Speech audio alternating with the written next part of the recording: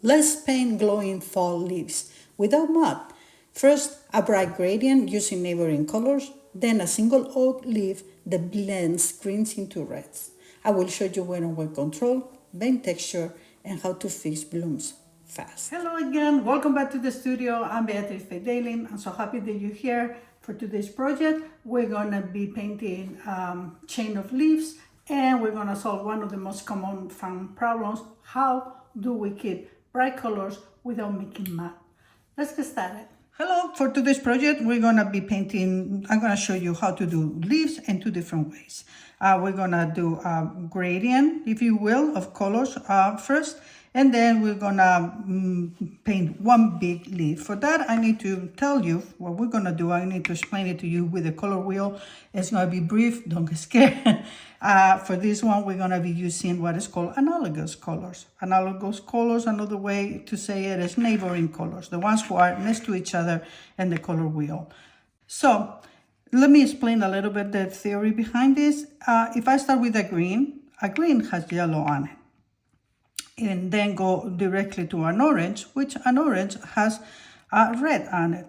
Green and red, this little bit of red, will mute my colors. So what I need to do is I need to put a buffer, in this case is yellow, which is a shared color by both orange and green. Green is, as you know, is yellow with blue, and orange is yellow and red. So this one will serve me as a buffer, and it will keep these colors bright as well as these other ones. So let's get started. All right, so I'm starting by wetting, and I'm gonna do these two at a time. You're also gonna need something that is sharp. You can use this is like a little skew, or a lot of our brushes have a little pointy end that you can use that as well. We will be using that for our veins to scratch the paper, to do the veins of our leaves. So I'm starting with my sap green, and I'm gonna start dropping it right here, especially in the tip. Now that I have my paper wet, so I'm painting wet on wet. Look how beautifully the color is spreading down, and I'm not doing much. Now I'm gonna go on the edge, and I'm gonna start bringing my sap green right here, just wherever the water spreads. A little bit of neutral tint to this sap, and we're gonna drop a little on some of these leaves. I mean tips, sorry. And maybe a little bit stronger, just for variation. You know, variation is important. Now I'm gonna tell you, yellows and greens are some of the colors that dry faster. So keep that in mind. You don't have that problem with others, but with these ones, you have to work fast. All right, well, this is it's not fully wet, but it is done. I'm gonna go ahead and I'm gonna scratch my paper to get some of those veins here. And since I have that color here, let's just go with it. All right, let's switch real fast before this dries to our primary yellow.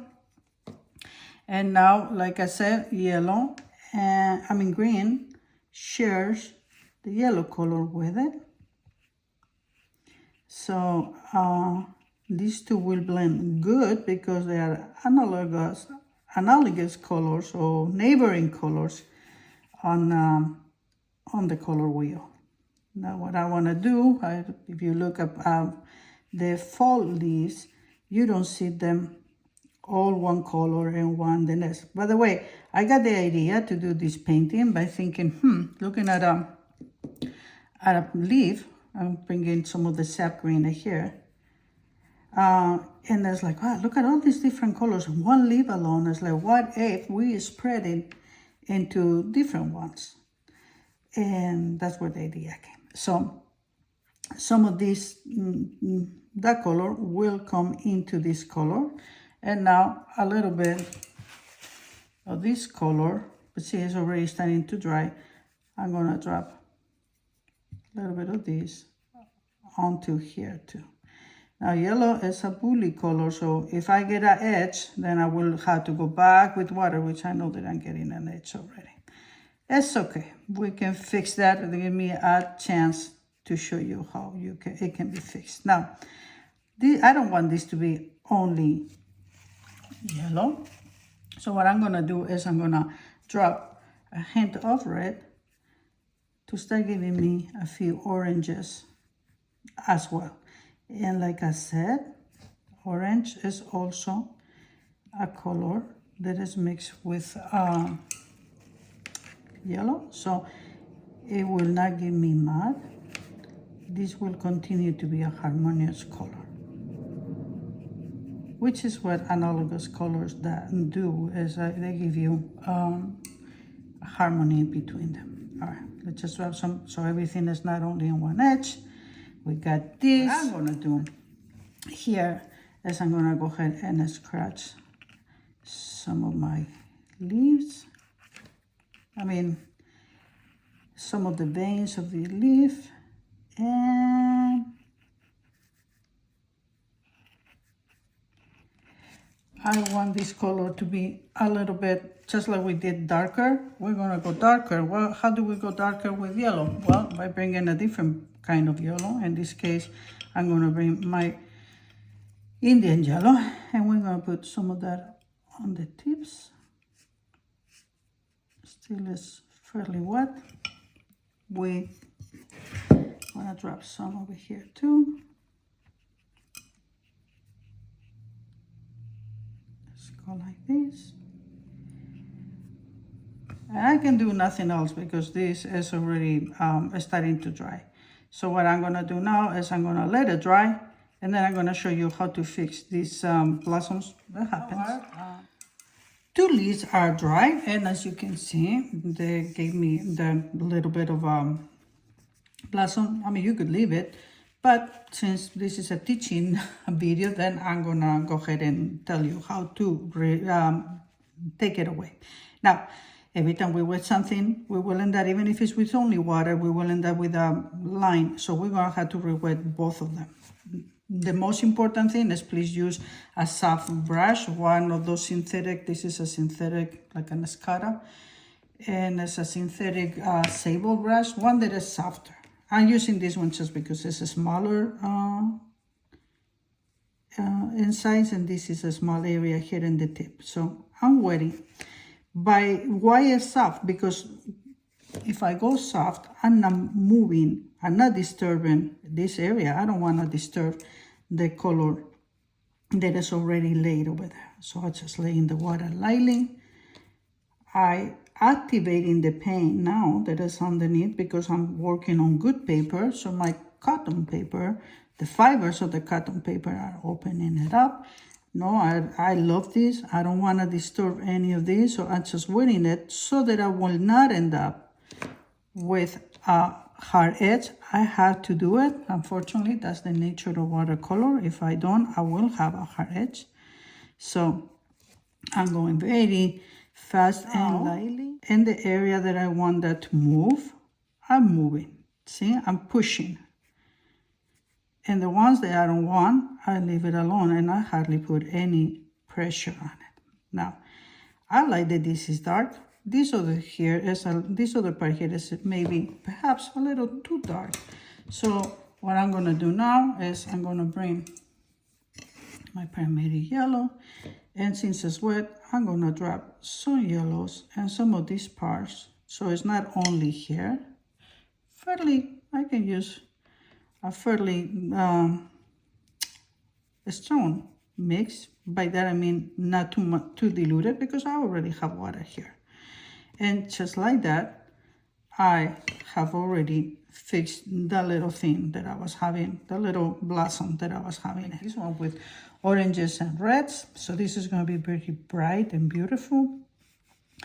I'm wetting it because, again, I'm going to be using yellow and the mix. And as I mentioned before, yellow is a color that dries fast. Now, remember how I was telling you before about the fact that you use a soft brush for not disturbing the colors underneath. Well, I got a little bit, I don't know if you can see, that color came a little bit onto the tip. Well, then you do the opposite. You get a harder brush. This is my Scura Perla.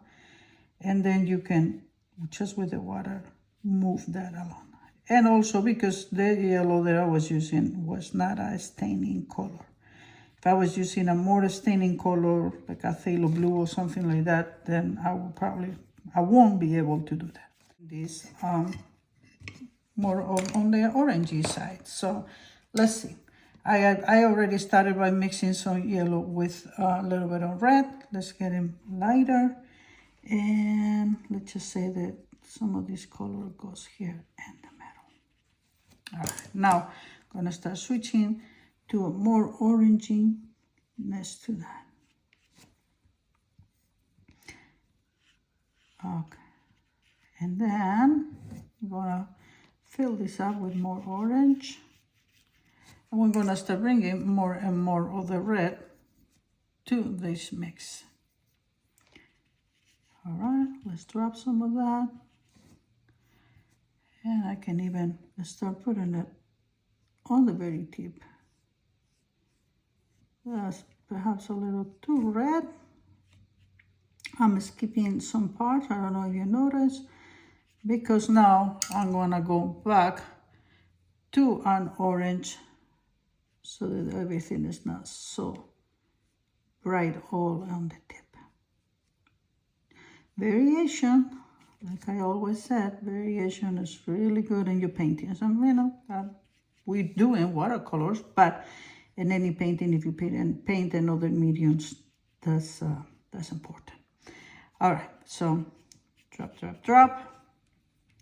If it's not blending the way you want to, you can, with a softer brush, you can help it blend a little bit. Okay. Now I do want to go a little bit more red, more vibrant red. And let's just bring it all the way down. So these go a little bit like that. So let's just paint it.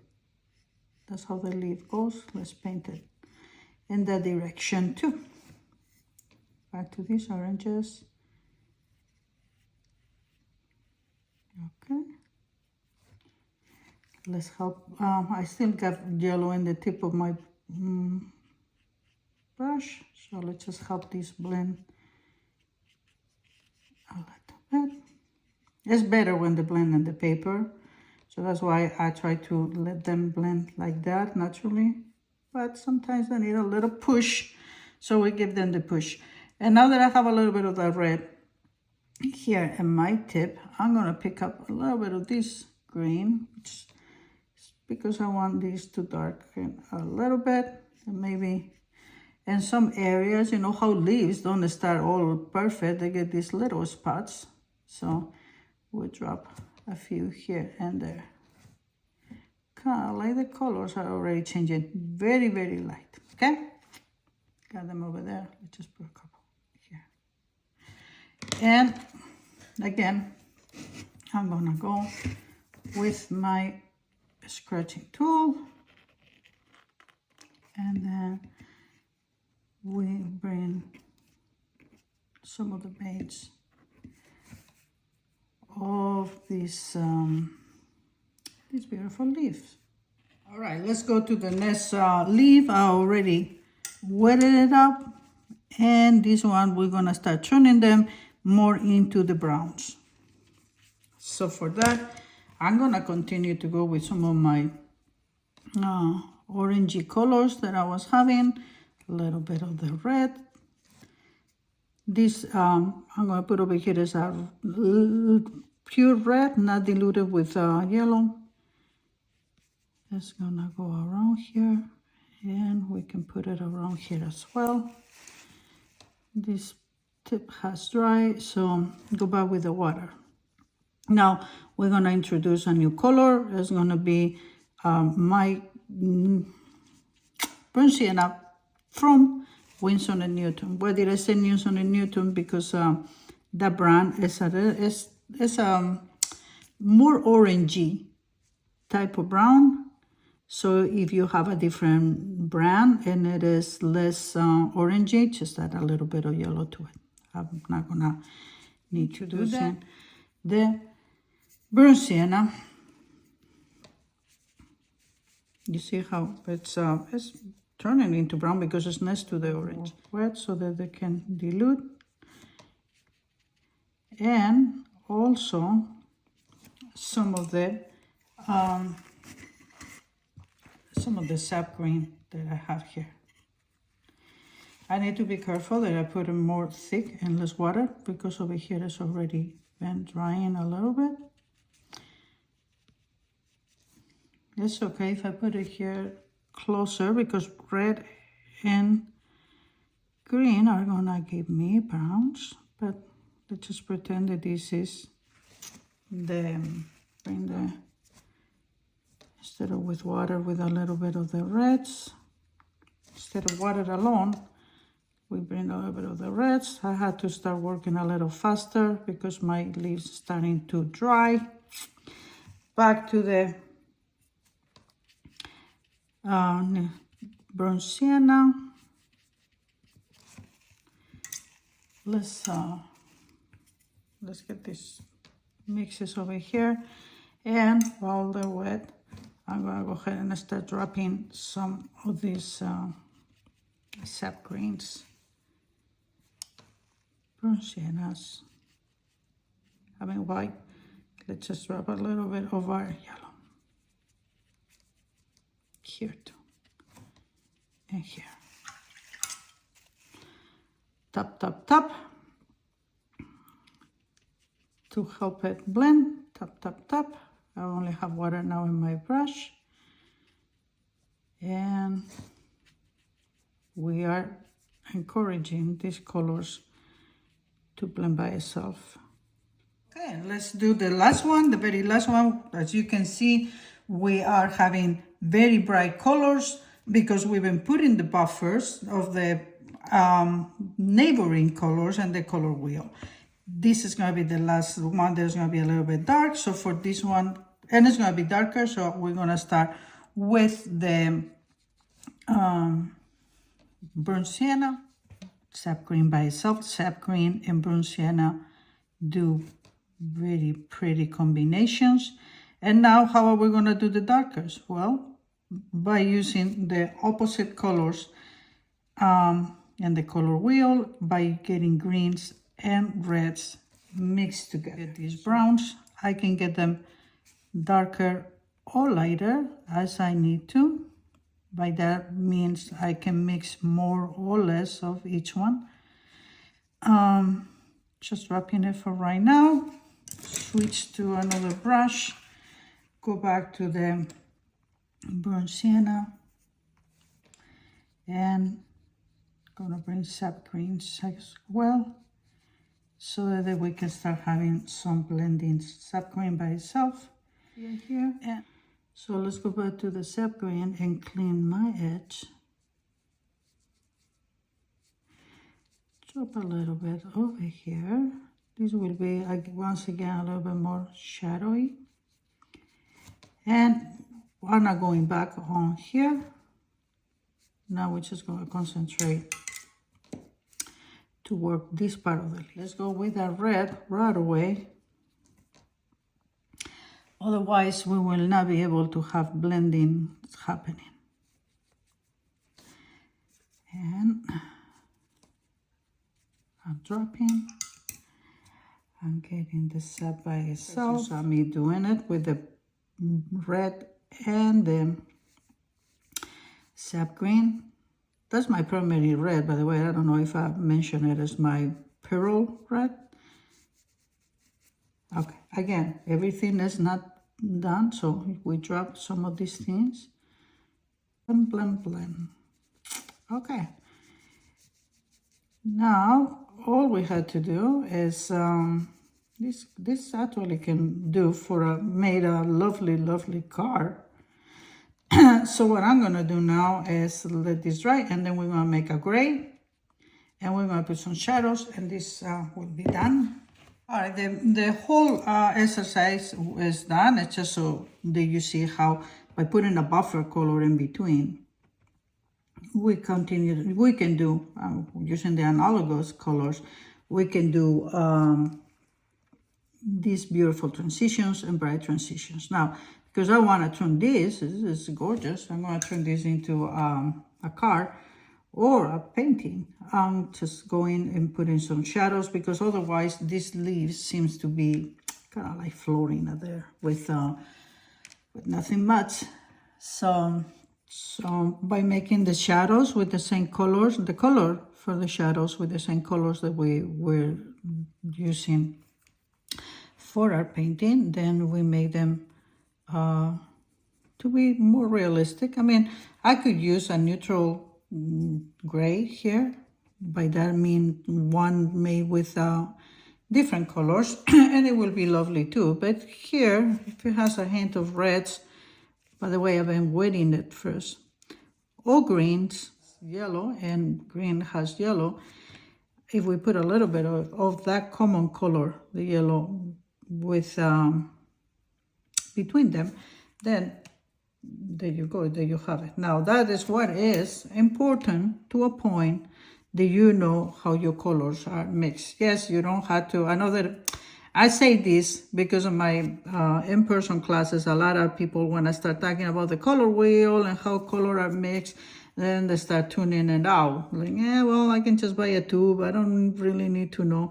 And that is true. If you want to buy just the tube of paint, by all means, go ahead and do it. But knowing where colors come, a little bit of knowledge about that can help you become a better painter by knowing things like this, little tricks like this, like what color to use as a buffer for the other one. Okay, and now I'm gonna show you how to blend the colors, the two colors directly, the green and the red, into a painting. It's also gonna be more muted colors, but also beautiful. That way you get more choices when it comes to you, for you to paint leaves. This is sap green. We're gonna start with the leaf being green on the top, and then the other half will start turning. And this leaf is gonna be one of those. They are green and go to red and browns. Now, so this is gonna be the muted type of leaf. I had to put a little bit more on these edges, and then that'll be kind of it for green. Sap green, I'm adding blue. I'm getting a little bit of the indigo and a little bit of the French ultramarine. This is still wet, so I should continue to have nice transitions. So we establishing that this part of the top of the leaf is going to be the darker one, the one that have not turned completely yet. Kind of like this, and tap it down to less, and that will be the end for our green. I love that one. This is a little too sharp, so let's just do a little blending here. And this, I love those transitions, so those we are leaving them alone. See, I scratched the paper there. And now that I come with a little more tinted color, then the little vein of the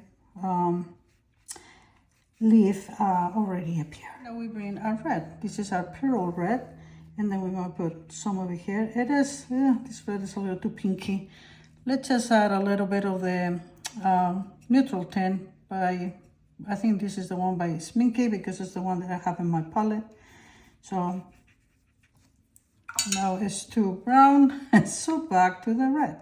And now this should have it blended in your palette if you feel more comfortable, instead of blending directly onto the paper. Okay, now so red and green are opposite colors on the color wheel. What does that mean? Well, I'm glad you asked. Let me show you. Real quick, the color wheel. In the color wheel, we have three primary colors: yellow, red, and blue. And then then we make these other ones. I mean, I have a video that I'm gonna link here on the top. if you are interested about how we mix colors. But the colors, how they lay opposite and the color wheel, for example, the opposite of yellow is purple, the opposite of green is red, and the opposite of blue is orange. So we are painting a leaf that have the color, the opposite colors on the color wheel, green and red. That means that when they mix together, we're gonna get muted colors, gray, darks. If you go dark, you can make blacks, and if not, all kinds of grays. So these two colors will give us beautiful muted colors or neutrals.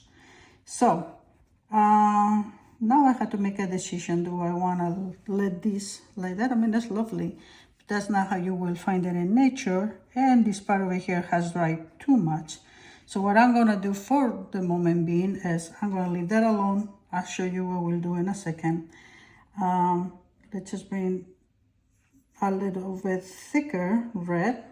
Thicker meaning less water, more paint. And like I said, we will do something with this in a little bit, and I'll show you, of course. And here, as I go, the leaves will not be all green and all the sun and all red. So what it will happen is they will start turning to brown. How are we gonna make brown? You guess it. By having red and okay, I'm painting in the evening, and the sun is really hitting my working table, so bear with me.